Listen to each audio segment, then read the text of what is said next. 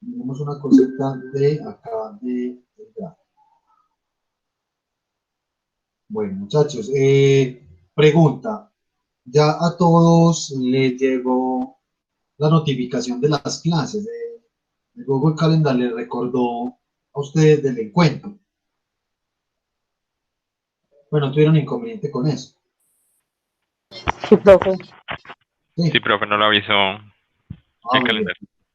Ya está configurado para que les llegue todos los miércoles, porque se estaba presentando un problema, no sé por qué no los estaba programando los encuentros. Pero muy bien, ya estamos acá y ya no nos va a seguir pasando eso. Bueno, segundo, todos tienen ya acceso a la carpeta del Drive. ¿Tienen, Sí, no tienen profe. inconveniente? Profe, sí. Listo, muy bien, listo. Tercero, para que recordemos, y les comparto aquí pantalla brevemente, de manera muy rápida. Nuestra carpeta del Drive.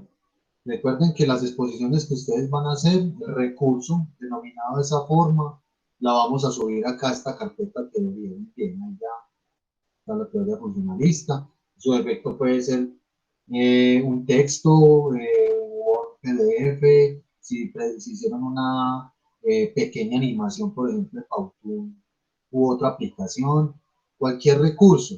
Lo importante es que se alcance a explicar lo que nos establecimos en nuestra listica acá, lo que pedimos, ¿cierto? Como estos parámetros, ¿cierto? Tener en cuenta esto, que es lo que ustedes van a explicar. Entonces, ahorita dependiendo la exposición, las exposiciones, ya miramos entonces si es necesario que ustedes agreguen algo, ajusten algo, con tales que esos recursos nos sirvan a nosotros para posteriores consultas. Listo. Y también eso hace parte del componente evaluativo. Muy bien, tenemos hoy a teoría funcionalista y la teoría de la cultura de masas, teoría funcionalismo a cargo de Carolina Ochoa y teoría de cultura de masas con la Escuela de Frankfurt, Jason Alejandro Valle. ¿Cierto? Aquí estamos nosotros dos, los otros compañeros, esperemos que se conecten pues ahorita, hay exposiciones todavía faltantes por asignar. Les cedo la palabra, perdón, empecemos con el funcionalismo, Carolina. Sí, profe, usted me podría hacer un favor. Lo que pasa es que yo desde acá no puedo compartir la pantalla, pero las diapositivas están ahí en la carpeta, entonces a ver si usted me ayuda compartiendo. Claro que sí. Vas a activar cámara un momentico y abro, comparto pantalla, abro la presentación y ya tú me dices, me guías para cuando vaya pasando. Estamos viendo aquí, estoy compartiendo pantalla, estamos viendo. Sí, Sí, señor. profe. Muy bien, listo. Listo. Bueno, entonces yo voy a exponer la teoría funcionalista. Entonces, la teoría funcionalista o el estructural funcionalismo es una de las escuelas de pensamiento en el campo de la sociología. Siendo pues parte del campo de la sociología, eh, ya estamos como direccionándolo, encontramos la relación con, con los públicos y con las personas pues en general, ¿cierto? Esta teoría surge para explicar el qué o el porqué de la conducta humana. Entonces lo que dice es que, o trata de mostrar que la sociedad es una construcción colectiva, ¿cierto? Que el interactuar unos con otros se mantiene operativa y funcional. Y dice que todos tenemos que trabajar en conjunto, o sea, como que cada individuo tiene que participar para que la sociedad como tal se mantenga equilibrada y para satisfacer nuestras propias necesidades en ámbitos generales. Entonces, una de las bases del funcionalismo se centra en el conductismo, que el conductismo está como guiado o lo planteó John Watson, ¿cierto? Yo creo que todos ya nos han explicado eso del conductismo y un ejemplo pues de esto sería como la escuela primaria o así me lo explicaron más o menos a mí, que se trata solamente, pues trata de que uno, pues como que a uno lo que hacen es darle un montón de información y uno simplemente la toma como, pues como por certera, como que no pregunta, no duda, no nada. Y esta información nos la dan con el fin de que a lo largo, pues a la larga nosotros actuemos frente a ciertas circunstancias de cierta manera, ¿cierto?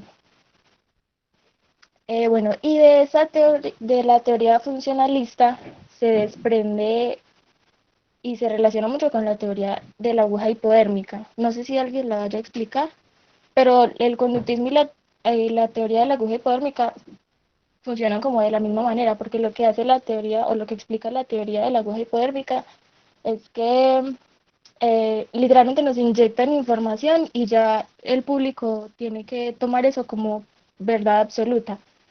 No se permite como preguntarse, o no se permite, no, sino que se toma a los públicos como seres que simplemente reciben y reciben y no necesitan preguntarse o no cuestionan absolutamente nada de lo que los medios digan. Bueno, dice, los seres humanos aparecen como drogados culturales, impulsados a actuar según el estímulo de valores culturales interiorizados que regulan su actividad. A través del el funcionamiento global del sistema se logra el equilibrio social.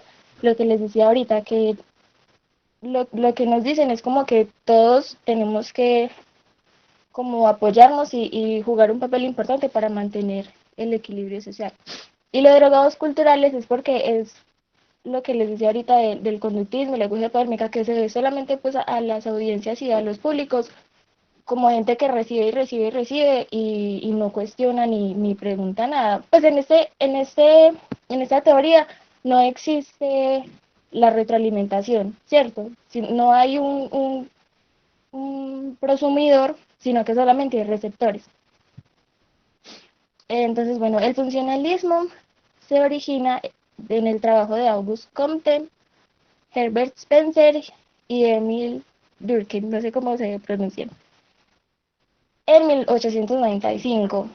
Profe, aquí sí me apoya un poquito, sino que es que yo encontré que estos tres personas, ¿cierto?, eran los interesados para la época en el orden social y por eso se les conoce, pues, se les considera como los que originaron el funcionalismo. Pero en uno de los textos que usted nos mostró también decía que fue Laswell el que como que aportó en esta teoría. Pero Laswell es el que origina la teoría de la aguja hipodérmica. Entonces, tengo como ese problemita ahí. Pues como que no me quedó muy claro. Sí, mira, el asunto es que estos señores fueron como los primeros pensadores de la concepción funcionalista de los medios de comunicación, pero aplicados desde la sociología. Mientras que Harold Laswell, por ejemplo, con la teoría de la aguja hipodérmica, ya se centró propiamente en el papel de los medios de comunicación, ¿cierto? También en la consulta de pronto encontraste un señor con, que se llama Paul Laswell. No, Sí, entonces ellos son centrados más que todo en las dinámicas de funcionamiento de los medios de comunicación masivos respecto a su mismo funcionamiento, los mensajes y las incidencias que tienen en las audiencias, ¿cierto? Entonces está bien, hubieras mencionado un poco a Paul Lasper y sí, desarrollar más que todo pues como pues, los postulados, por ejemplo, de la aguja hipodérmica, lo que nos explicaste también del conductismo, un poquito de Lasper, pero está bien. Listo, continúo. sí, profe. Bueno, otra cosa que, pues como otra definición, es que el funcionalismo pretende explicar los fenómenos sociales por la función que ejercen las instituciones en la sociedad. Si un cambio social particular promueve un equilibrio ansioso, se considera funcional. Si rompe el equilibrio, es disfuncional. Y si no tiene efectos es no funcional. Entonces lo que yo entendía por esto es como digamos que el funcionalismo lo que hace es como analizar, ¿cierto? Los comportamientos y todo, pues sí, como recibimos las cosas de las audiencias de parte de los medios, por ejemplo. Y divide como ese análisis en tres. Entonces, lo que se considera funcional es lo que mantiene el equilibrio de la sociedad, ¿cierto? Lo que no rompe con nada, lo que hace que todos sigamos como actuando de la misma manera. Las informaciones, por ejemplo, que rompen con ese equilibrio o que hace que las personas, no sé, se tiren más por un lado que por el otro, o que piensen de manera diferente, o lo que sea, pues que rompa como con eso que ya está establecido, con las reglas que ya están estipuladas, es lo disfuncional. Y las informaciones o lo que enseñan pues que no tiene ningún efecto, ni que rompe, ni que mantiene, sino que simplemente no hace nada, es lo que llaman no funcional, ¿cierto? Ujú. Entonces, bueno, dice también que el estudio de la comunicación debe girar en torno a 5 preguntas. Como que la información que nos están dando gira en torno a 5 preguntas, que es el quién, dice qué, en qué canal, a quién y con qué efecto. Y eso pues tiene mucho sentido porque se supone que el funcionalismo busca o está estudiando esos efectos, pues aquí ya estamos hablando de el emisor, del receptor y de los efectos pues que causa esos mensajes que nos envían sobre dichos canales, ¿cierto? Y bueno, el papel de los medios en la teoría funcionalista lo que dice es que el papel de los medios, voy a leer literalmente, lo que se pretende en esa teoría de parte de los medios es que las audiencias actúen bajo las reglas dictaminadas, ¿cierto? Lo que les explicaba ahorita, que como que mantener el equilibrio y que las personas simplemente actúen bajo lo que ya está estrictamente como planteado. Y somete a la audiencia a lo que digan los medios sin permitir cambios en la sociedad. Se ve a las masas como conglomerados de personas manipulables, irracionales e instrumentos de actuación. Y los medios son instrumentos de actuación. Entonces es eso mismo que a las audiencias simplemente se les ve como gente manipulable, ¿cierto? Que les dicen pues qué hacer y ellos simplemente hacen, como amaestrando un perrito, así. Y ya, profe, tengo un video para, para Sí. compartirles, pues Bueno, para que veamos. mándame el link, porfa, aquí en el chat, para que lo veamos todos de forma sincrónica, ¿listo? Que Sí, ya voy. ya nos está dando para verlo de esta forma, es para que lo veamos todos conectaditos acá. Un momentico.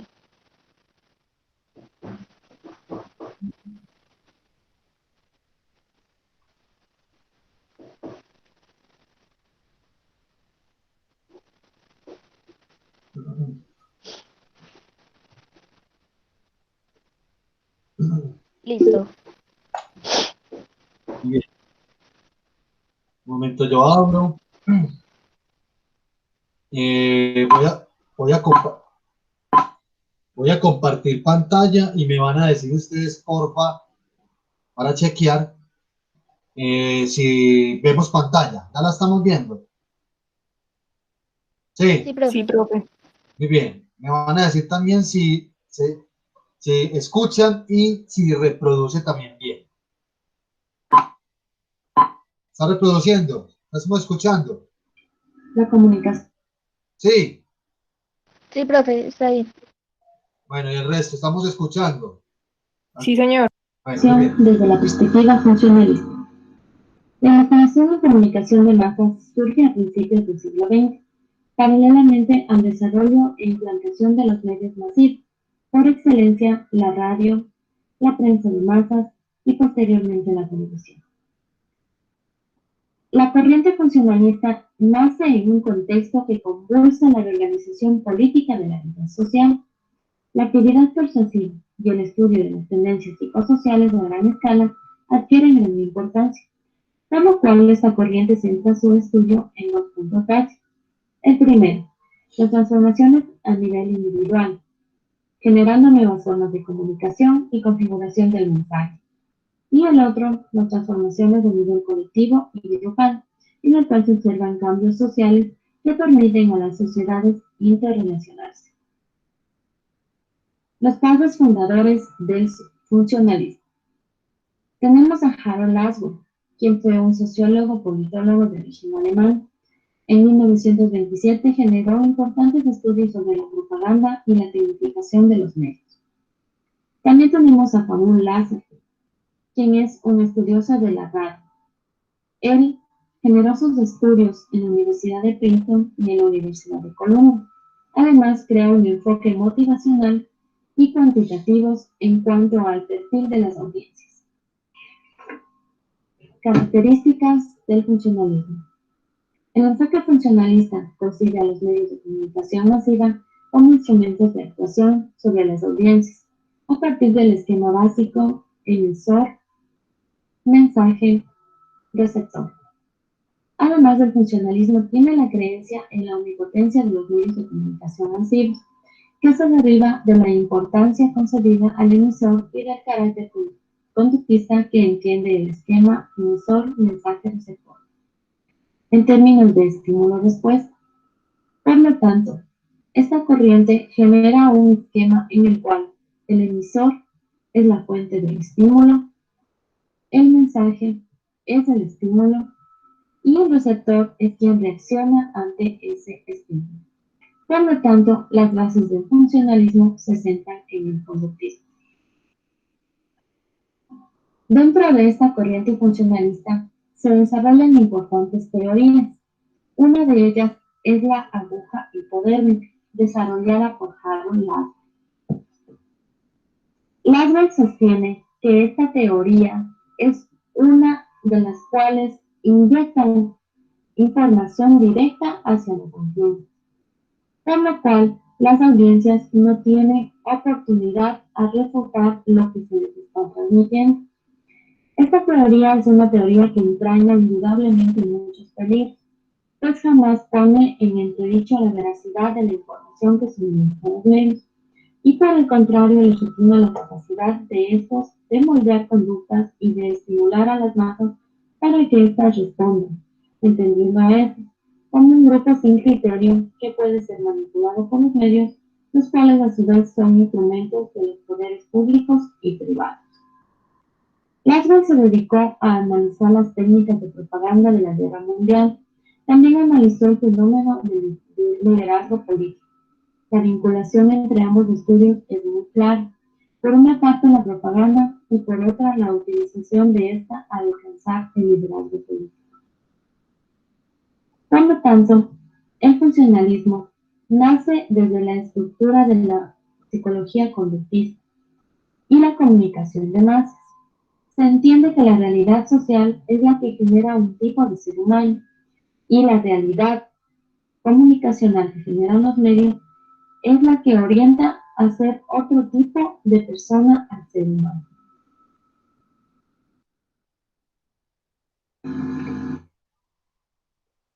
Listo, profe. Muy bien. Bueno, muchachos, preguntas, inquietudes para Carolina. Recuerda que vamos a hacer conversatorio.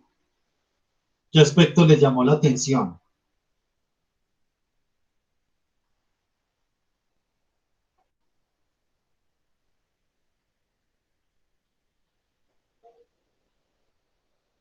¿Todo está claro entonces?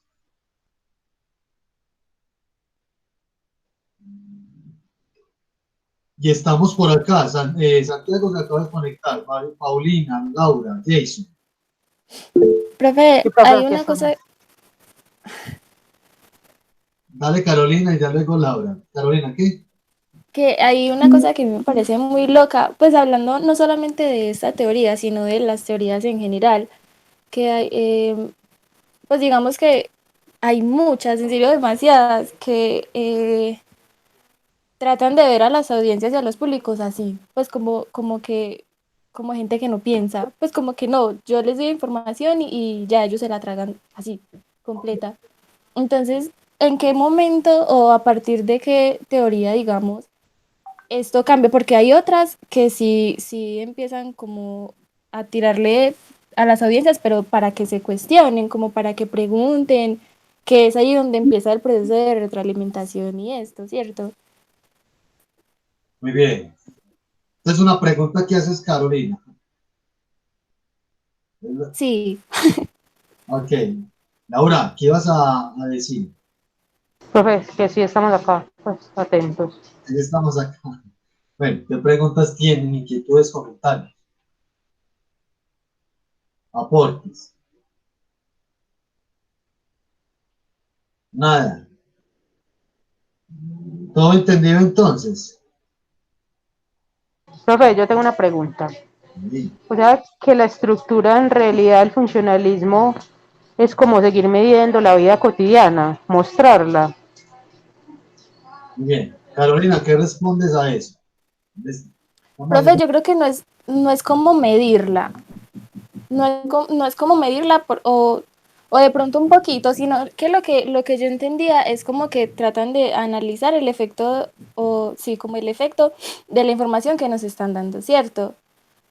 Con el fin de que conservemos como ciertas actitudes y ciertos comportamientos para conservar a la vez el equilibrio de la sociedad, como que nada se salga y todo se mantenga como juntico y bien, es lo que yo entendía. Pero es que medirla ya es una vaina más de números y no tanto de comportamiento, ¿no?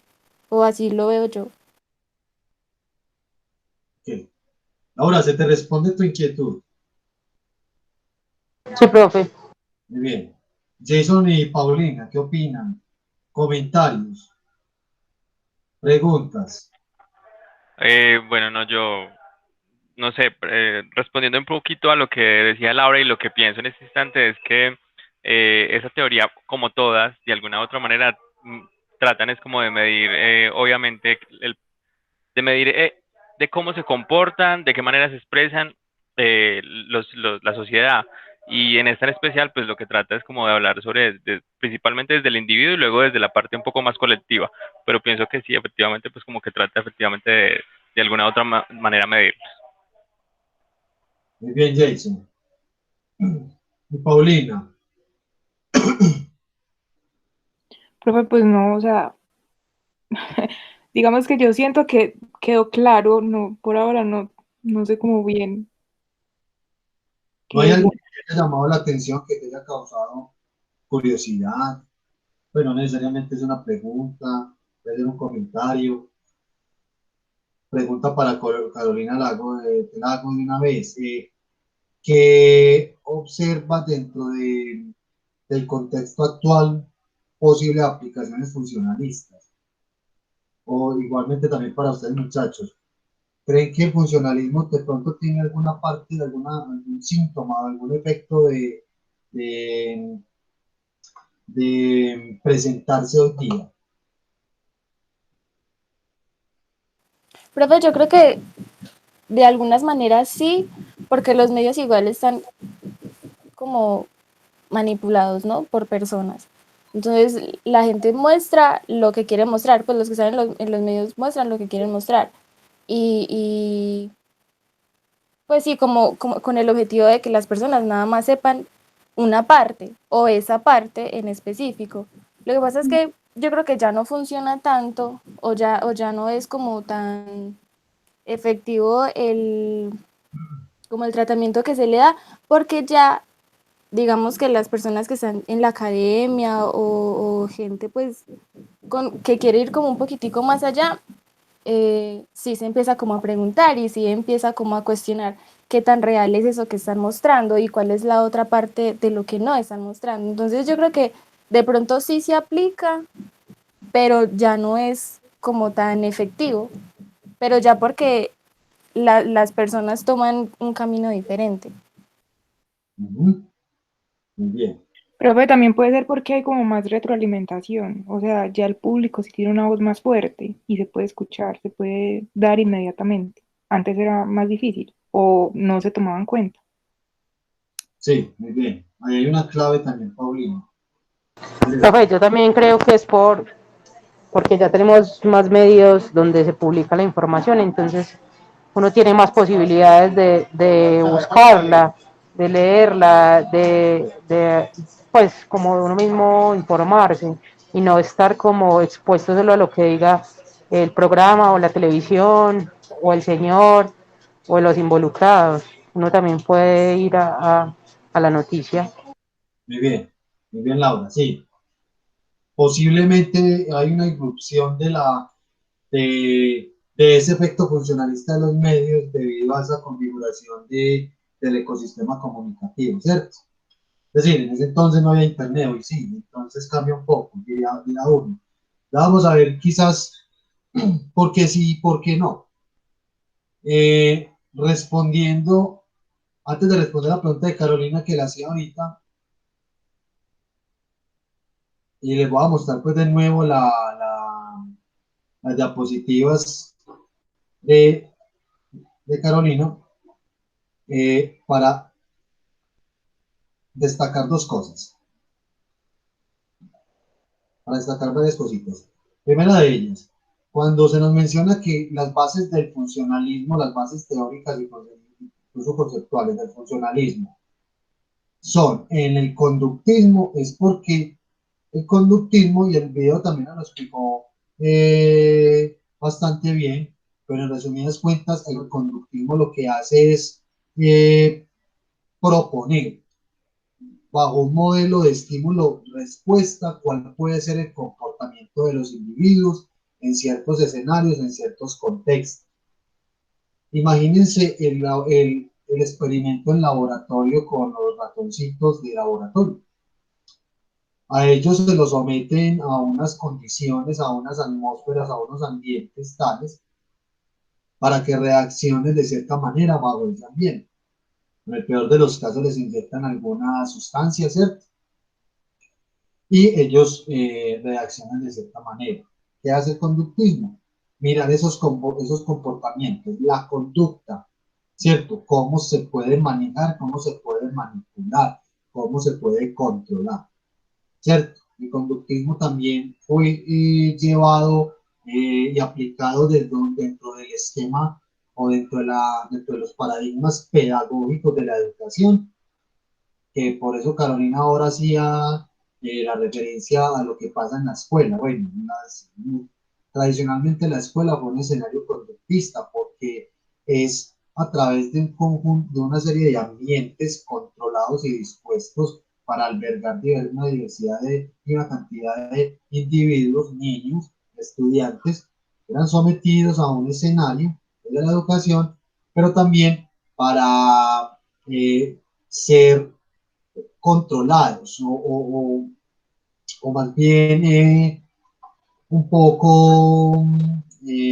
observables en términos de la manipulación de sus conductas. Entonces, no es gratuito dentro de la educación que un uniforme, el uniforme de la escuela o del colegio, sea una de esas, sea una de esas imposiciones del ambiente para homogeneizar o controlar eh, la gran afluencia de público, pues, y obviamente, pues, para homogeneizar un poco la conducta. Asimismo, si bien es una explicación muy básica del conductismo, lo cierto es que básicamente el conductismo se basa en el modelo de estímulo-respuesta, ¿cierto? De que lo estamos ubicando en dos lados, estímulo-respuesta, quiénes son los que estimulan y qué tipo de respuestas efectúan estos individuos de acá. Entonces, eso se trasladó, ese esquema o esa concepción conductista se trasladó desde estos teóricos al escenario de los medios de comunicación masivos. Es decir, ¿quién eran los que estimulaban? Los medios de comunicación, según la perspectiva de ellos. Y las audiencias, que eran esas personitas o los ratoncitos de laboratorio, generaban unas respuestas. Y todo eso era pensado desde el control y la manipulación social, ¿cierto? Otra consideración importante del funcionalismo, y es lo siguiente: el funcionalismo plantea que cada individuo que pertenece a una sociedad y las diferentes instituciones sociales cumplen una función dentro de esa estructura social. ¿Me hago entender? Es decir, los comportamientos y las actitudes de cada sujeto contribuyen de manera significativa a que se sostenga esa estructura social que llamamos sociedad. ¿Y cómo contribuye? Pues asumiendo ciertos roles, ciertos papeles, ¿cierto? Dentro de esa sociedad. Por otro lado, cuando hablamos o mencionan las instituciones sociales, se entiende que esas instituciones sociales son escenarios o espacios donde los individuos interactúan socialmente y construyen valores, percepciones, imaginarios de vida, significaciones, sentidos, etcétera. Es decir, aquellos espacios que implica interactuar con el otro y construir ciertos valores o ciertas relaciones que son vitales para el funcionamiento de una sociedad. Entonces, una institución social no es necesariamente que tenga un edificio, es simbólico. Una institución social, por ejemplo, es la familia. Una institución social es el mismo gobierno, el mismo Estado. El Estado, perdón. Una institución social es la misma religión incluso, ¿cierto? Todas estas instituciones cumplen un papel fundamental en la formación del ciudadano, ¿cierto? ¿Para qué te sirve la familia a ti? ¿Dónde aprendes los primeros valores? En la familia. Otra institución social, también la escuela, ¿cierto? Donde te refuerzan unos valores aprendidos en tu hogar, ¿cierto? Y también te enseñan, es el escenario institucional donde el ser humano se educa y adquiere unos conocimientos y produce unos saberes. ¿Listo? Entonces estas instituciones, desde la lógica, desde la perspectiva del funcionalismo, se entienden como que son escenarios en concreto donde los individuos interactúan entre sí y que todos y cada uno de ellos tienen una función específica para sostener la estructura social, es decir, una sociedad en particular, ¿cierto? Entonces, si bien estamos hablando de esto, de las instituciones sociales y los papeles, los roles que pueden ejercer o realizar los individuos, también aparece esa función social de los medios de comunicación. ¿Cuál es la función de los medios de comunicación? Por eso ese título de funcionalismo atribuido a los medios de comunicación ya lo estamos entendiendo. Ya los medios de comunicación aquí ya adquieren un papel en función de qué, de esos personajes, de esos individuos que integran una sociedad en relación al sostenimiento de una estructura social. Listo. Sin embargo, como esto tiene una fuerte tradición desde el conductismo, entonces es eminente para garantizar ese funcionamiento de la estructura social. El conductismo actúa como ese elemento catalizador de la conducta humana. Entonces, ellos pensaban que los medios de comunicación ejercían un poder y un efecto tan directo y tan fuerte en las audiencias que era sumamente efectivo y primordial que los medios de comunicación tuvieran esa función, no la de llegar. Aquí las audiencias, aquí los públicos, esos receptores seguían siendo pasivos. Era el esquema de la comunicación emisor-receptor es lineal. Emisor, mensaje, receptor, nos lo mostró el videito incluso, ¿cierto?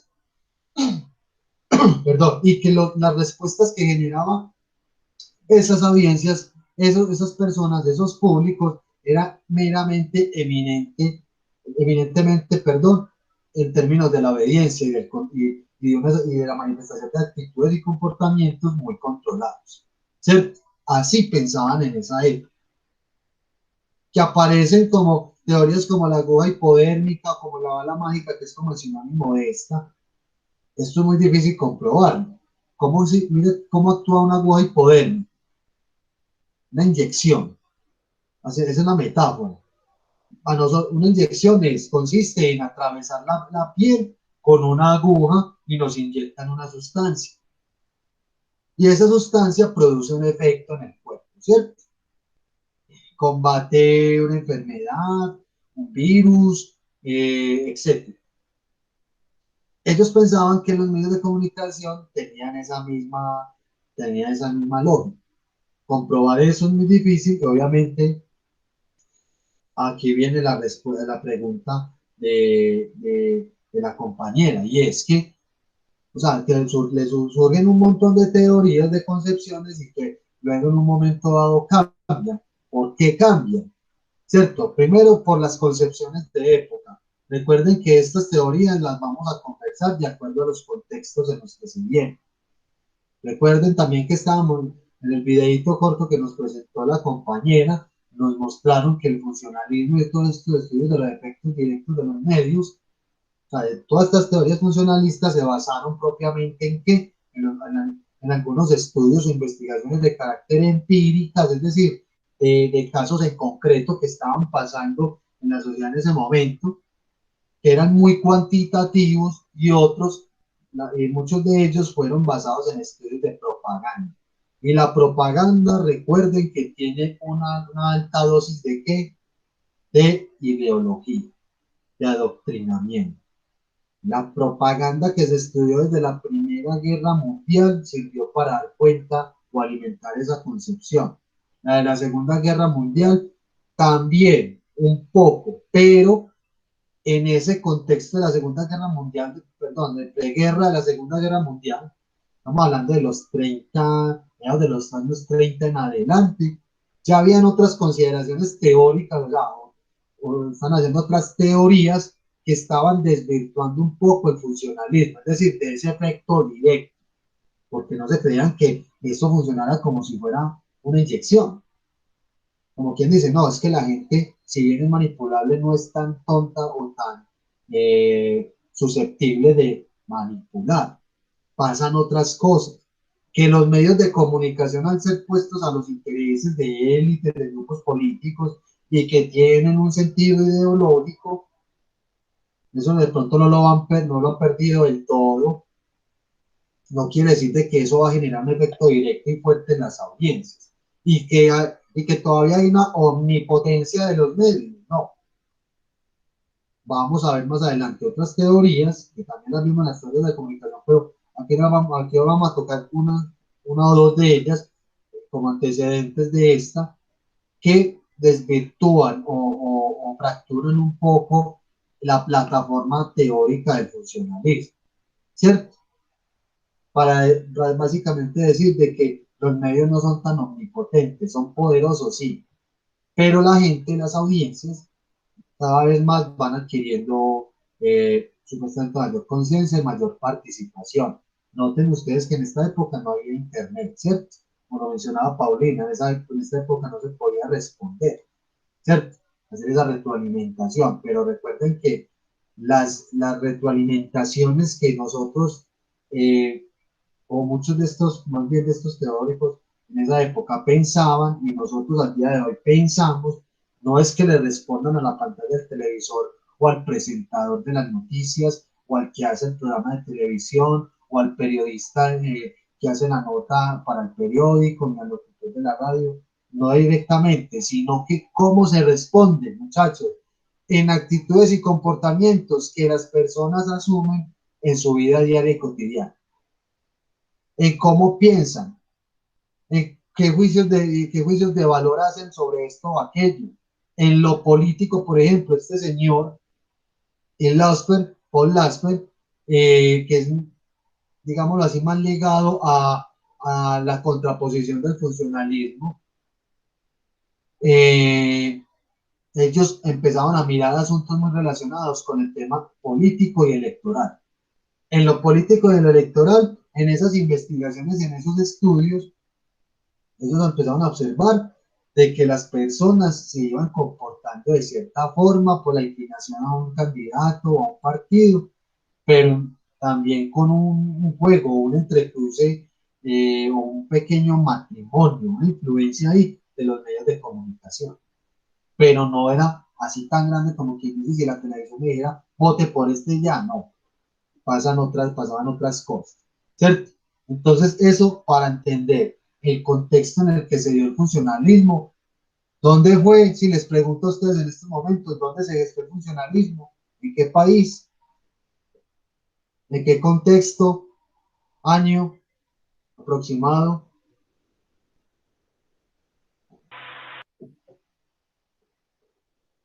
A ver, sin consultar internet. A veces entendimos y escuchamos bien. ¿Quién recuerda?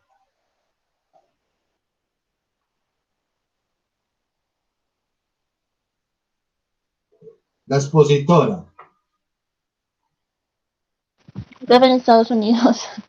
¿Y qué estaba pasando en ese momento? ¿En qué año? En 1800, pues el año que yo encontré de los tres primeros autores era 1800 algo, 1820 algo, creo. Sí, pero y estos que son los que trabajaron fuertemente el funcionalismo con la comunicación.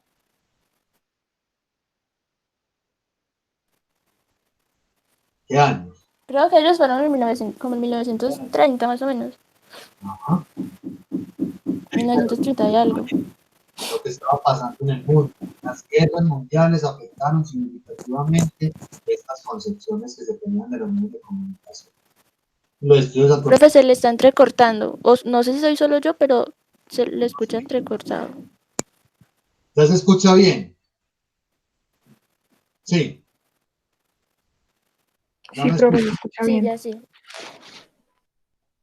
El contexto en el que se dieron. 30 años 30 y 40 y las guerras mundiales afectaron significativamente las concepciones de la comunicación y los medios de comunicación que se tenían en ese momento. Las concepciones, el pensamiento y la función de esos medios de comunicación.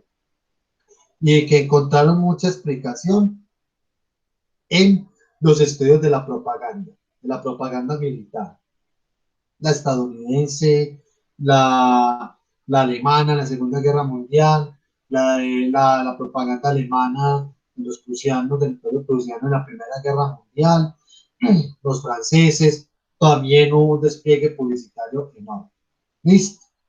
Preguntas e inquietudes con el funcionalismo y te respondo a la pregunta, Carolina, de por qué es que cambian esas teorías. ¿Se entiende? Sí, profe. Es por el contexto. Sí. Gracias. Es como si naciera hoy día una teoría y responde a una situación en particular, a un conjunto de acontecimientos contemporáneos.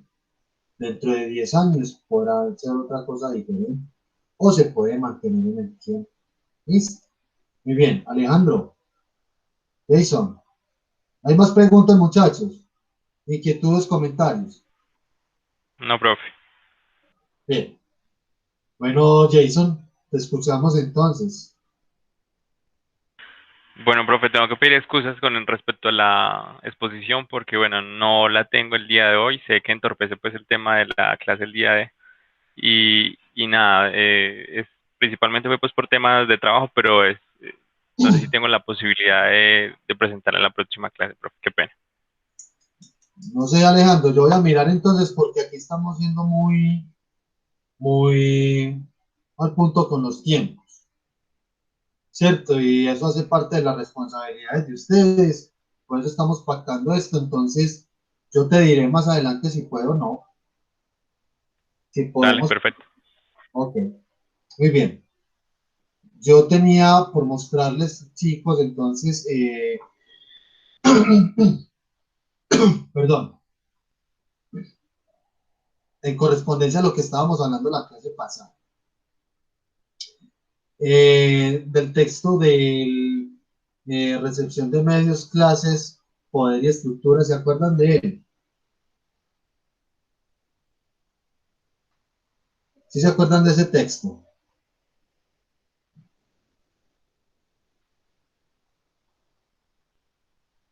Hola, ¿se acuerdan de lo que conversamos la clase pasada?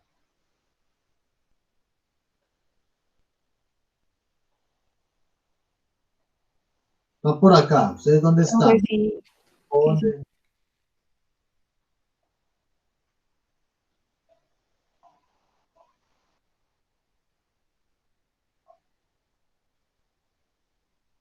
en relación a lo que estábamos conversando en la clase pasada, ¿cuál fue como una de esas conclusiones a las que llegamos en esa discusión del texto que tuvimos?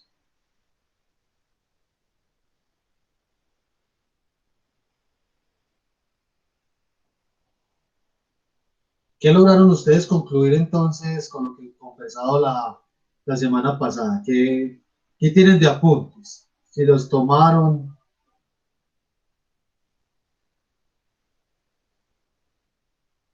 ¿qué recuerdan?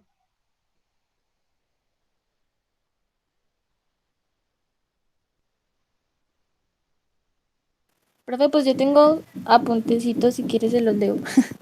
Estoy preguntando por conclusiones que ustedes hayan sacado. ¿Qué les quedó? ¿Qué lograron entrar ustedes ahí de...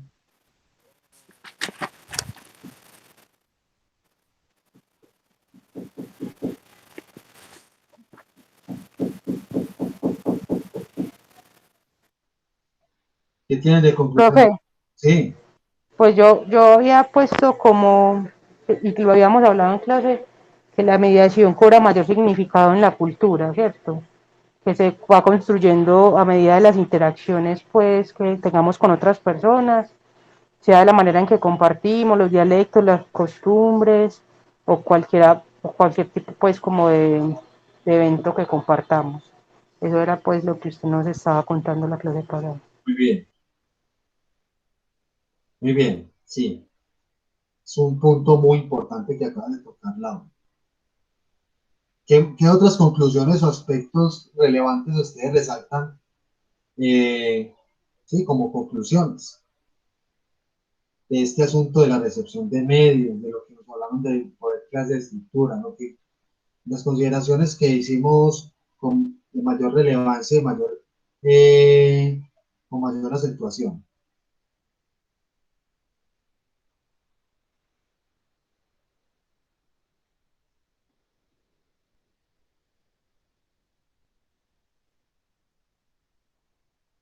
Nada más. Laura, mira, el tema es lo siguiente. Eh, con lo que tú dices es clave para lo que nos planteó esa lectura. Y es que ese asunto de la mediación es tan importante que es ahí donde nosotros observamos las significaciones que las personas hacen de lo que consumen de los medios. Y que, porque en la cultura y de pronto no en otro escenario, en otro ámbito. Porque es que resulta que es que la cultura atraviesa todos los diversos o los diferentes ámbitos en los que nosotros nos desenvolvemos e interactuamos comúnmente. Por otro lado, la construcción que nosotros hacemos culturalmente de nuestra vida, de nuestra comunidad, todo eso es cultura. La cultura no solamente es arte, no es solamente arte, no es solamente em, tradiciones o costumbres, no, también tiene que ver con percepciones, opinión, la manera en cómo nosotros nos opinamos o la manera en cómo nosotros interactuamos con el otro, nos referimos y hacemos relaciones sociales con otras personas. Todo eso hace parte de nuestra cultura, de las construcciones culturales que nosotros hacemos. Entonces, este fenómeno de las mediaciones sirve. Y no es que se haya inventado esa palabra así como así, sino que es propiamente el término correcto para designar como eh, aquellos fenómenos en donde los mensajes de las redes de comunicación se acentúan y empiezan a cobrar como cierto significado, pero no un significado dado desde el emisor, desde el medio de comunicación, sino porque la gente los lleva, se apropia tanto de ellos que los, eh, los desestructura un poco, los resignifica de nuevo y lo incorporan a sus prácticas y su vida cotidiana, ¿cierto? Eso es clave entenderlo desde este momento, por eso fue la lectura de la clase pasada, porque si bien en estas teorías clásicas o en estas concepciones iniciales de la comunicación no se habla del concepto de las mediaciones, no se hablaba, ¿por qué? Porque en ese momento no habían dado bien con eso, pero ya como estamos analizando al contexto actual, o sea, desde un tiempo para acá, en qué contexto dieron esas teorías, y, y que de pronto ellos, algunos de esos teóricos se dieron cuenta de eso, ellos empezaron a analizar. Recuerden que estas teorías nacieron de investigaciones que muchos de ellos hicieron, no son cosas inventadas así como así, son consideraciones que empezaron a hacer de, eh, de estudios, de observaciones muy a profundidad, de eso que ellos llaman estudios empíricos, que quiere decir que es desde las experiencias propiamente de las personas, de indagarlos propiamente a ellos, de casos muy particulares, se empezaron a dar cuenta, entonces, de que estaba pasando cosas con esos mensajes, y que si bien el mensaje se descodificaba de manera distinta, ya ellos estaban advirtiendo de que eso generaba unas influencias en la cultura, en la gente, ¿cierto? En sus percepciones, en diversidad de muchas otras cosas más. Y eso, por ese lado, podríamos decir que son unas mediaciones muy primarias, unas mediaciones iniciales, sino que simplemente no las llamaban mediaciones, sino que más bien se pensaba desde los efectos directos, ¿cierto?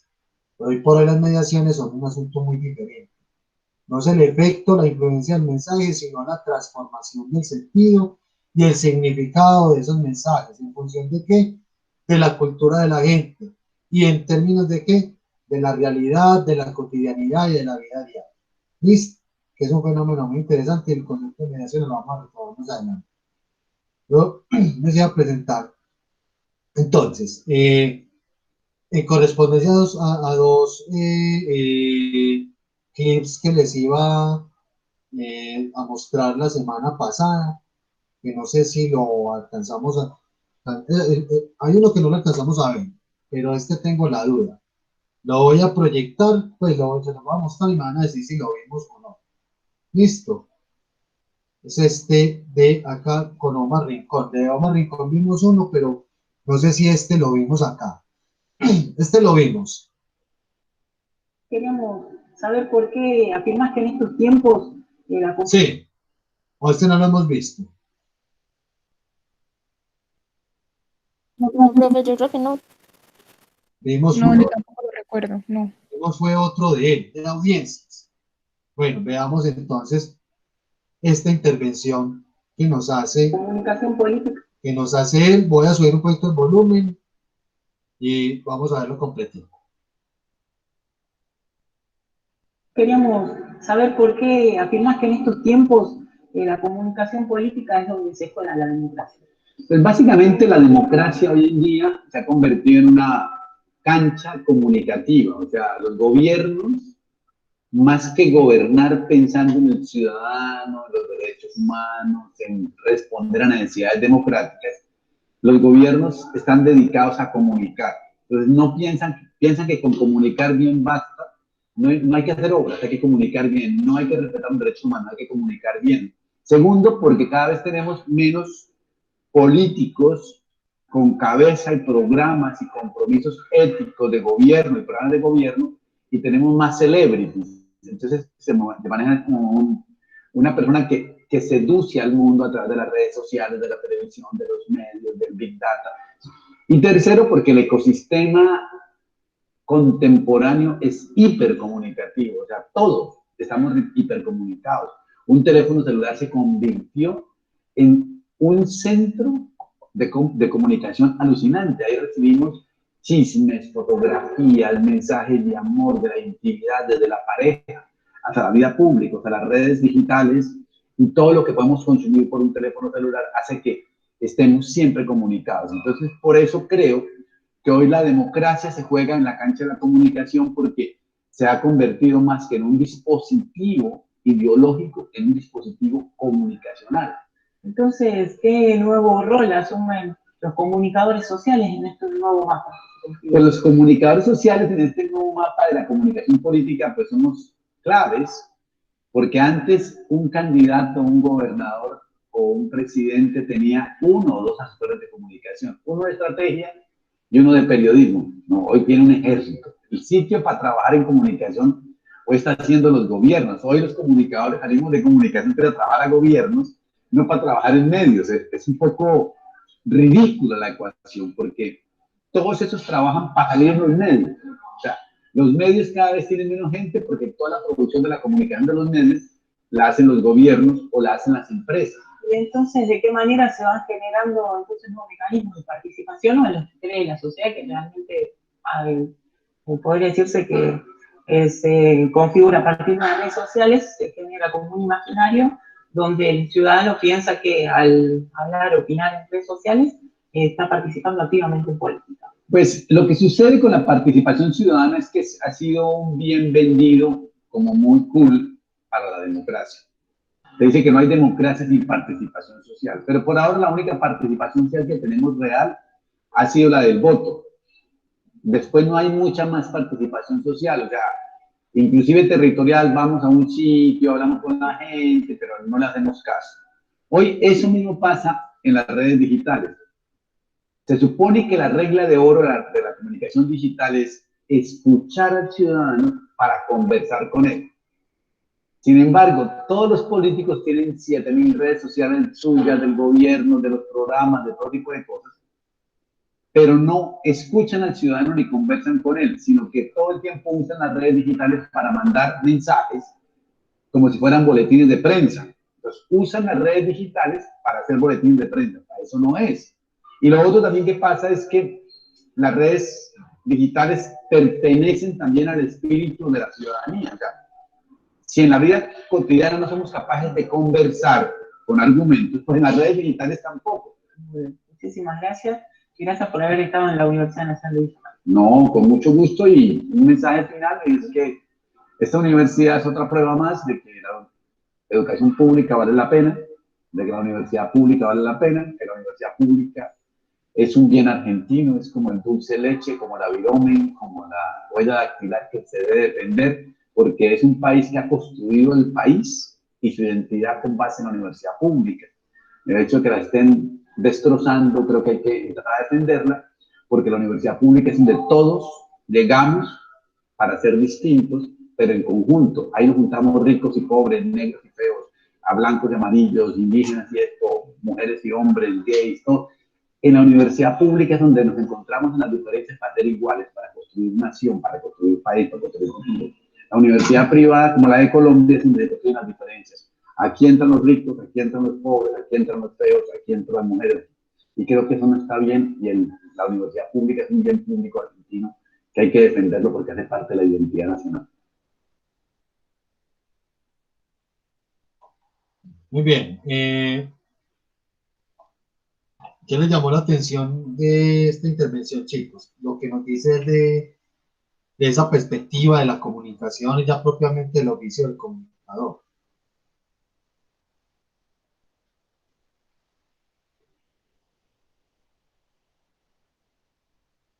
Profe, pues a mí me llamó mucho la atención lo que él decía, como de que las figuras, pues los cargos políticos ahora se volvieron como un cargo de comunicación y no tanto de gobierno, porque, o sea, es muy real, es como que ellos a veces piensan que por pintarnos una noticia bonita o bien redactada, como que la vamos a creer. No sé, digamos, a mí me llama mucho la atención eso porque me acuerda mucho a Duque todos los días a las 6 diciendo que el coronavirus está muy bien controlado, cuando todos sabemos que estamos llevados del putas. Entonces eso me parece, y pues me llamó la atención porque siento que es algo muy real. Y también lo del uso de las redes por parte de ellos, digamos en Estados Unidos con Trump, que ese man se riega en Twitter y luego tiene que borrar todo, porque se puede meter en problemas, que son cosas que digamos también los puede afectar mucho y ellos como que no se dan cuenta, entonces necesitan un equipo gigante detrás para poder hacer cada paso con mucho cuidado. Entonces, pues sí, eso me llama mucho la atención. Sí, es una muy buena apreciación, Paulina, y es una realidad también, en términos comunicacionales. El problema no es que pronto los medios de comunicación estén inundados de comunicadores, periodistas, pero Lo cierto es que los gobiernos han visto siempre, y cada vez más con mayor recurrencia, un poder de la comunicación, pero desde sus propios lineamientos, que eso no está mal, porque es una comunicación del gobierno, y eso siempre se debe hacer, ¿cierto? Lo cierto es que ya parece ser que las agendas mediáticas de los medios de comunicación, tal cual como conocemos, ya están llenos de programación y contenidos muy propiamente institucionales de los gobiernos, ¿cierto? Entonces, ahí donde de pronto se coarta un poco la participación en los espacios de interacción propiamente de la ciudadanía, que esos espacios y esas visiones y esas opiniones de la gente distinta, la gente de la institucionalidad, que están quizás un poco al margen de, pierden esa participación o esos espacios de interacción. Hay canales de televisión, en el caso de la televisión, hay espacios en la prensa, en la radio destinados para el sector político, la una comunicación del gobierno, pero esa línea divisoria entre lo que es una comunicación netamente pública, ¿cierto?, a una comunicación de gobierno, se ha perdido un poco. Muy bien. ¿Qué más les llamó la atención a ustedes? Lograron extraer de esta intervención.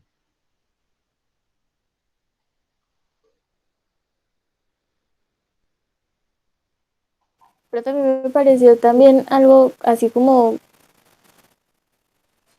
pues que incluso hemos notado, o por lo menos yo he notado también, que los profesores me han dicho a lo largo de la carrera, y es que em, lo que él decía de que ya los comunicadores no están, o ya no están como tan metidos en la parte o en el campo de acción de comunicación, ¿cierto? Digamos en medios y así, sino que sí están más como encerrados en la parte de la política y eso.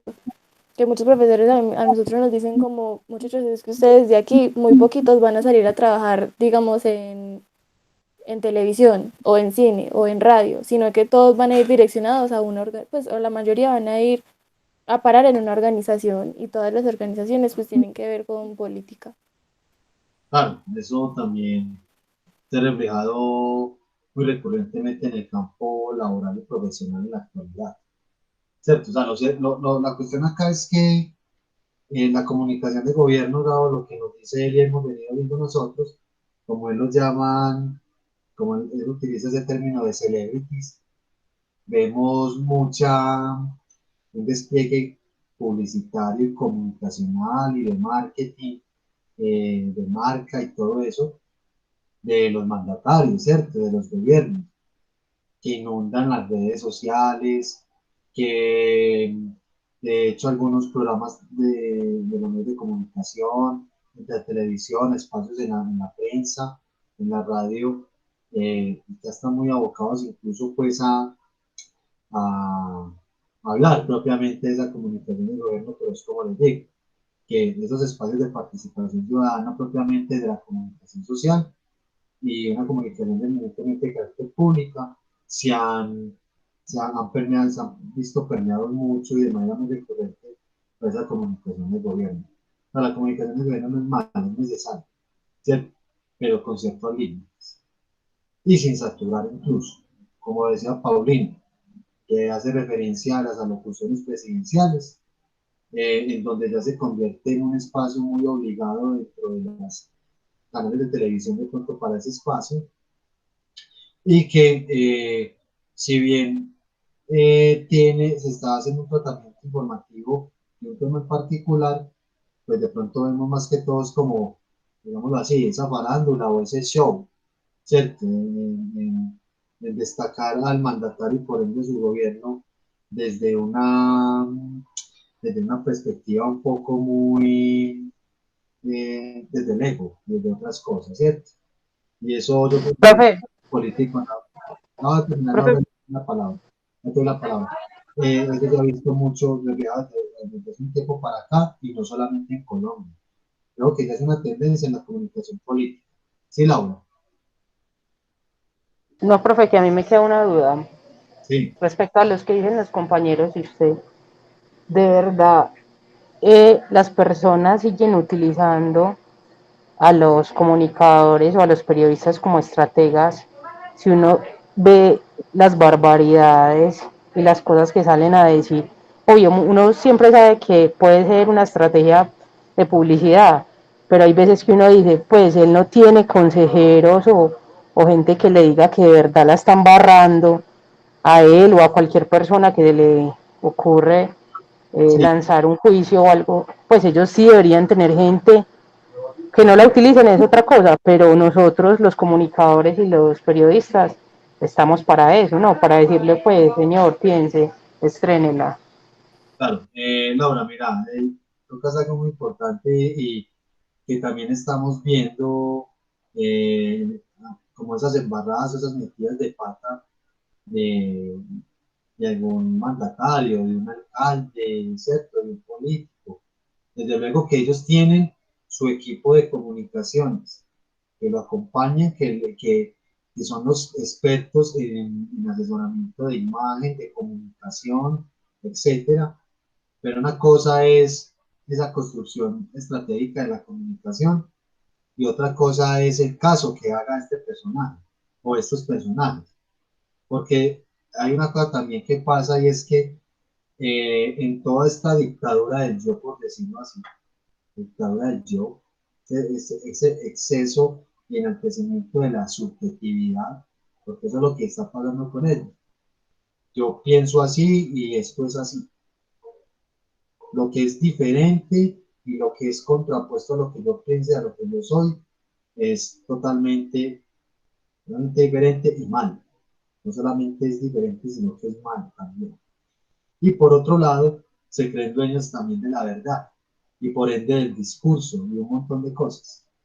Entonces, los expertos en asesoramiento de imagen, de comunicación y todo el equipo de comunicaciones que hay, que se construye en relación a un personaje particular o de gobierno incluso, a veces también queda relegados por eso, por esas imposiciones o esas desobediencias de estos personajes, que se pueden alarmar mucho, o bueno, alarmar no tanto, más bien criticar y analizar a profundidad como los mensajes, por ejemplo, de Trump. ¿A quién se le ocurre hacer ese tipo de pronunciamientos en redes sociales de esa manera y con ese tono y con esas expresiones? Desde luego que eso también tiene un efecto desde luego, pero también tiene una intencionalidad comunicativa y propagandística. O sea, sirve, lo malo sirve, muchachos. Por eso hay una cosa que se llama comunicación política. La comunicación política es un campo, es un área de trabajo de los comunicadores que no solamente sirve para campañas, para una campaña electoral. De todo esto que estamos viendo acá, esto tiene aplicabilidad en una campaña electoral, a los que más adelante les interesa. Y no es que tenga que poner, no es que tenga que casar con una ideología ni nada de eso, no, usted está trabajando en una marca que es un personal, ¿cierto? Y tiene fundamentos como si fuera un producto o un servicio, al fin y al cabo, eso es lo que se está vendiendo. Lo cierto es que el político, por su ego, como muchas cosas, también a veces permea ese trabajo de diseño, de planeación, ¿cierto? Y que claro, él se gana los regaños, ellos se ganan los regaños, obviamente.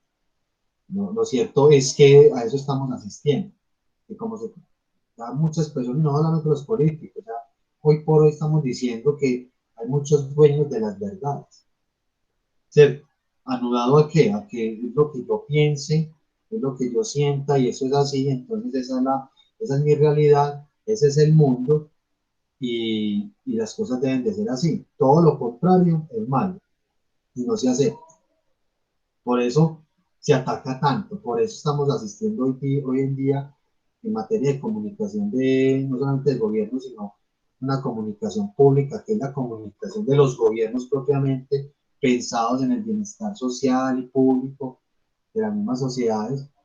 Se nos están bombardeando mucho con recurrencia de términos que fueron creados o sirven para designar ciertas personas, ¿cierto? Casi categorizarlas o etiquetarlas. y que esas etiquetas tienen un trasfondo, y es porque hoy por hoy, por ejemplo, en Colombia, ¿qué pasa? ¿Cómo, cómo las personas, analizándolo en términos de la ciudadanía en común, cómo se refieren a ciertas personas, qué palabras utilizan? Casi que en los mismos medios de comunicación y comunicaciones de este tipo, políticas o de gobierno, le proporcionan como el léxico a la sociedad, se incorporan al léxico social y que eso va sesgando significativamente y direccionando la vida. Eso es lo que estamos viendo, ¿cierto? Entonces es un fenómeno que tenemos políticos está cada vez más denso, un terreno cada vez más denso, de mucho conflicto y de un rifirrafe constante. Hoy por hoy en Colombia hay dos orillas cada vez más acentuadas y les atribuyen personajes, ¿cierto? Derecha, derecha e izquierda. Ese tema del centro no se ha podido definir bien, ¿cierto? Y todas acción, y cualquier acción, sea individual o colectiva de ciertas personas, se encasillan en derecha o izquierda, ¿cierto? Y para cada uno de ellos hay términos, hay palabras, etiquetas, y para eso sirven esos términos, ¿cierto? Ahora, ahí alcanzo a responderte, ampliarte un poco, pues, la consideración que estás haciendo. Sí, profe. Muy bien. ¿Qué otros comentarios, aportes tienen ustedes, muchachos, por dar?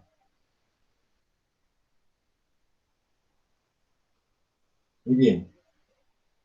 Y el último que yo les voy a mostrar, que es muy cortico, es un señor que se llama Daniel Coronel. ¿Lo conocen? Sí, profe. Sí, creo que todos lo conocemos, ¿cierto? Vamos a ver la intervención de Daniel Coronel con unas claves que él da para los periodistas contemporáneos, los periodistas de hoy. Vamos a verlo, muchachos.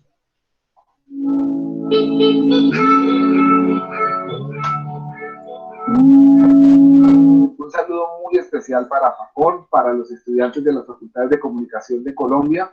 Decirles que siempre estamos pensando en ustedes y que los periodistas que vienen son mejores que nosotros. Bueno, los nuevos colegas van a tener retos tanto o más interesantes de los que hemos tenido nosotros. El primer reto es enseñarle a la gente a desconfiar de lo que ve.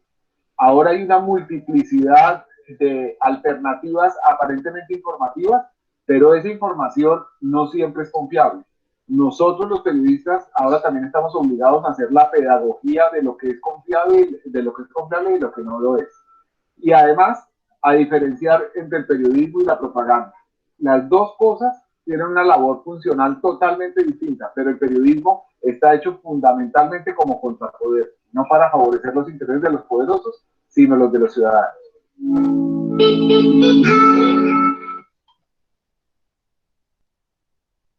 Muy bien. ¿Qué les parece lo que nos dijo este señor?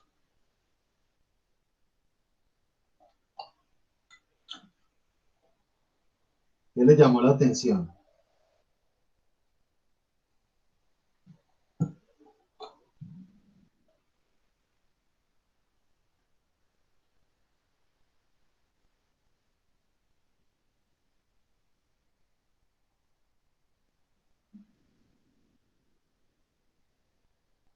Nada les llamó la atención, chicos.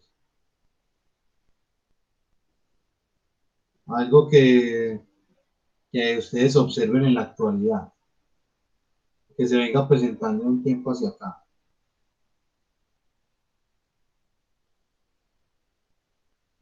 Profe, eso puede también, o sea, puede estar haciendo referencia como al consumo de, no sé, de pronto las fake news, por ejemplo, que muchas veces se utilizan como para generar, pues, o para meter a gente en bandos, que digamos eso se veía mucho como en la, ¿cómo se llama esto? En la campaña del plebiscito, la campaña que hicieron con el no. Sacaban muchas noticias falsas para intentar meterlos como al no. Sí, claro. Ahí hay una buena explicación. Muy bien. ¿Qué opinas de esto?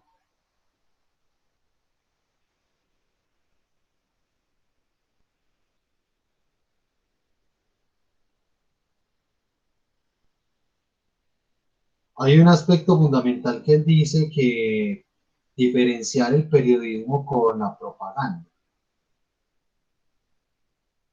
¿cierto? ¿No creen ustedes que de pronto también menciona él que hoy por hoy estamos asistiendo a diversidad de creaciones periodísticas informativas, expresiones, manifestaciones de este tipo, que parecen ser independientes o alternativas, pero funcionan más como propagandas o para... recuerden que la propaganda tiene una fuerte orientación ideológica, de persuasión directamente en las audiencias, en los públicos. Entonces, miren lo que estamos afrontando hoy día. ¿Qué creen ustedes, muchachos? Eso está diciendo significativamente en las percepciones que tiene la ciudadanía de cualquier tema o de cualquier contexto, ¿o qué? O sea, ahí cómo se ve ese tema de la comunicación oficial, las comunicaciones del periodismo propiamente de fuentes oficiales con estas de carácter alternativo.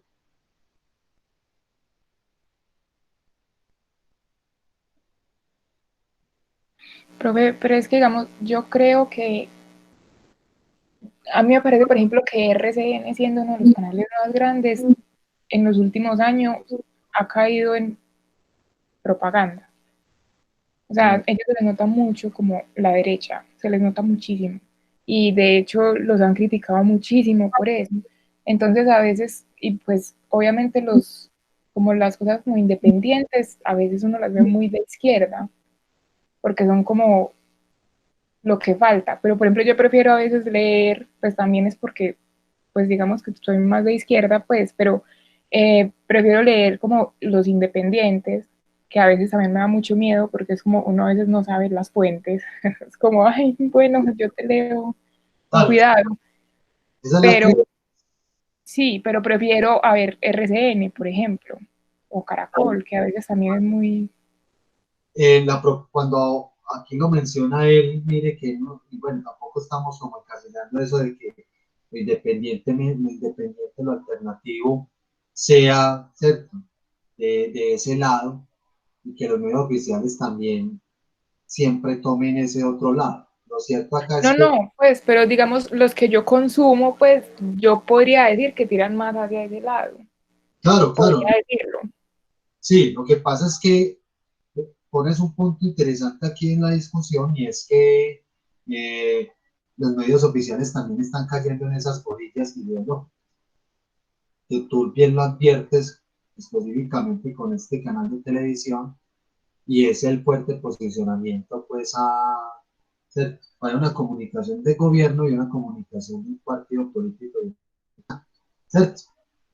Que eso es una de las problemáticas que se viene afrontando en materia de opinión pública, pues porque entonces ya uno no sabe de dónde agarrarse, de dónde coger. Ya uno tiene que estar desconfiando de muchas cosas. Lo cierto es que los comunicadores nosotros tenemos herramientas conceptuales metodológicas suficientes para identificar, por ejemplo, una fake news, así alguna vez hayamos caído en ello. O de pronto medio nos llamó la atención, pero dudamos, está bien que dudamos y nos dimos cuenta después de que era una fake news, ¿cierto?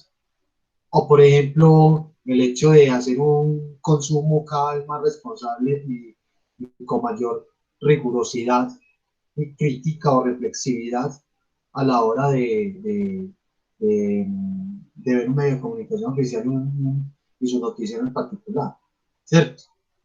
Entonces que este señor entonces está advirtiendo de eso, que está pasando esas dos cosas, que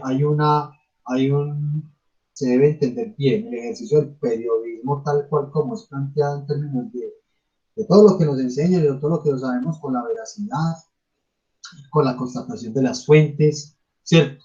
Con ese tratamiento, y lo otro que ya tiene un carácter más propagandístico o, o eminentemente puesto en la persuasión, en el sesgo informacional, y en la influencia directa en las audiencias en términos ideológicos. Y uno es capaz de darse cuenta de eso, ¿cierto? Y que hoy por hoy no podemos caer en el error de que, no, yo pienso así, yo me siento así, las cosas son así ya, y entonces el que rebate mi posicionamiento entonces es malo, ¿cierto? Que si bien tiene que existir toda una amalgama de posibilidades, lo cierto es que también estamos asistiendo dentro del ecosistema, un gran ecosistema de la comunicación, estamos asistiendo a una saturación de la información que tiende a desinformar más que informar. Es decir, aquí más no es más es menos, nos quita, porque recuerden, no vamos a tener referentes de dónde parar. Sin embargo, no quiere decir que todo el periodismo en Colombia o en Latinoamérica esté mal. No, hay muchos casos malos y hay casos de experiencias significativamente buenas, ¿cierto? Algunas institucionalizadas propiamente, oficiales, y otras más desde lo independiente o alternativo. Listo, y no solamente aplica para el periodismo, sino para la producción de la comunicación desde diversos formatos, géneros, estilos, lo que ustedes quieran, con diversos enfoques. No todo es política. Lo que pasa es que la política no la podemos entender de un asunto de gobierno o un asunto de banderas o un asunto de lo ideológico. Ahora tenemos que entender desde los posicionamientos de los ciudadanos frente a causas o circunstancias en común, ¿cierto? Es eso. Preguntas, inquietudes, comentarios finales. Muy bien, nada más. Entonces, recuerden que Carolina, entonces, mira bien en las diapositivas, que otras cosas le debes de ajustar con todo lo que hablamos hoy, en términos de la exposición, para que ajuste las diapositivas y ya nos quede bien ahí. Recuerden que eso es parte también este recurso se toma en cuenta en la exposición, ¿cierto? Porque es la evidencia. Y bueno, y por último, muchachos, por último, lo siguiente, ya estamos en la tercera clase y yo sí les hago el llamado de atención de una vez, porque para no dejar avanzar esto, y es que si bien nosotros somos pocos, que pueden haber dificultades, inconvenientes de tipo técnico, conectividad, etcétera, lo cierto es la disposición en clase, porque si no, esto no funciona, y eh, estas clases se tienden a volver monótonas, aburridoras, no generan aprendizajes significativos, y recuerden que una asignatura teórica no es que todo esto y esto, aquello, no. Al contrario, esto es una asignatura que tiene un componente conceptual y metodológicamente está construida o pensada para la participación colectiva y la construcción de saberes, de conocimientos, desde lo colaborativo y desde lo participativo, obviamente. ¿Cierto? Es eso. Es decir, aquí no es que tengamos que estar a toda hora hablando, pero que si no, son muy prolongados, cuando hay unos silencios muy prolongados y todo eso también por ciertas intervenciones de que no se está acá. ¿Cierto? Entonces es eso, muchachos, porque ustedes ya están en un proceso de formación, podría decirse, intermedio, ya muy conscientes de lo que nosotros nos estamos preparando, de lo que nos estamos preparando profesionalmente, y estas cosas, o sea, se convierten en obligatorias estas asignaturas, estos espacios, porque eso es lo que ustedes van a afrontar como proyectos personales dentro de lo profesional y también propiamente en el campo. Ustedes van a tener que tomar decisiones a veces fuertes y basadas en muchas de estas consideraciones teóricas. O sea que estos espacios se vuelven más que necesarios para eso. Comunicador que no tenga bases conceptuales o teóricas de la comunicación, eh, como dicen por ahí lastimosamente, ya que tocaron de los profes, no les dicen, pero es para irse a ser técnico, recoger cables por allá en los canales de televisión, hacer otras cosas más logísticas, que no tiene nada de malo, pero no creo que nos estemos preparando como para eso, ¿cierto? Entonces es eso, muchachos. Nos vemos entonces dentro de 8 días. Las exposiciones cada vez más fuertes, más rigurosas. Ojalá podamos ilustrar con más ejemplos. Hay mucho material de consulta, aparte del que yo también les dejé, les proporcioné. Y es eso, muchachos, que nos incentivemos mucho pues a, a hacer de este encuentro algo importante y significativo. Es eso, de esa manera sacamos este curso bien adelante y con todo el éxito del mundo. ¿Listo? Bueno, muchachos, nos vemos dentro de 8 días. Ahí está la tablita de las próximas posiciones. Nos vemos. Feliz tarde. Muchas gracias, profe. Hasta luego. Muchas gracias. Gracias, Paulina. Chao. Hasta luego, profe. Chao, Laura. Que estés muy bien.